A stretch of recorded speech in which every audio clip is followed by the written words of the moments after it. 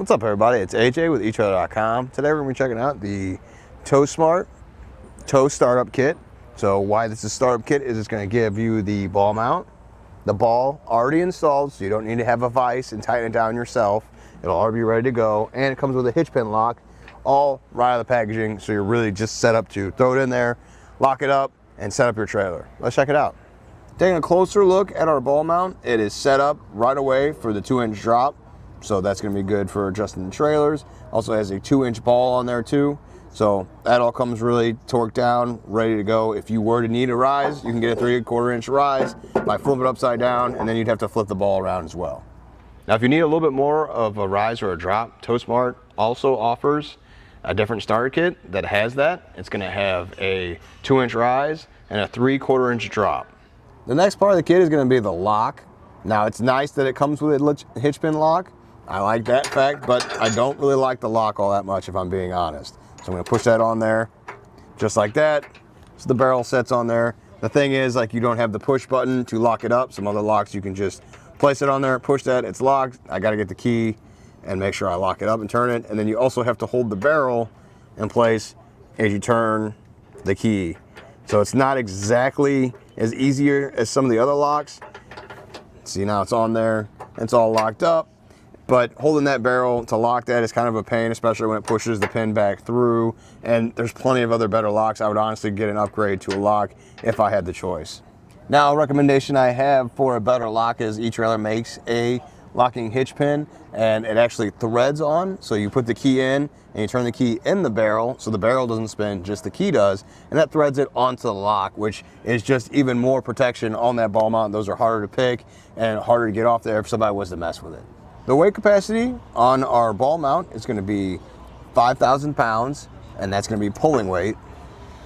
And then it has a tongue weight rating of 500 pounds. Now, the limiting factor is going to be the ball with this kit, because that's what it's rated for. So when you go for ratings like that, you always go with the lowest part of the kit. So that's going to be this, and that's why it's at 5,000 pounds. Now, you can pick up the shank separately, and separately, it's going to have a gross trailer weight rating of 6,000 pounds.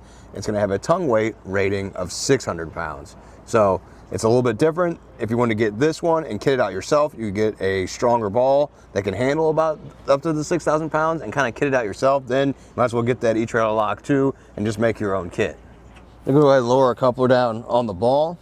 The ball is going to be chrome plated, so that's going to help it last a little bit longer than the powder coat. You know, it won't get scratched up as much and it's easier, but as you know, as you tow with something, it's going to get banged up a little bit being in that coupler, but I think the chrome's going to hold out just fine. Also has a black powder coat finish on the rest of the shank, so that's also going to keep it protected, you know, in the elements. If you leave it on the back of your vehicle all the time, it will keep that water from damaging it or rusting it or corroding it at all. And another thing is, if you're not using it all the time, it doesn't hurt just to throw it in the back of your vehicle. That way it'll last longer being protected inside. There are some more unique things about the shank, whether you get it in the kit or you get it by itself. First up, if you look on the inside, it's not just a flat shank in there, it's X-shaped, and so that's going to help when the water builds up on the inside. And just instead of just sitting in one place and, you know, eroding it from inside out, now it's got channels to run that water out. It'll go to those instead of just pooling up in the middle. Then if you look at the front of it, it's got lock rails built into it.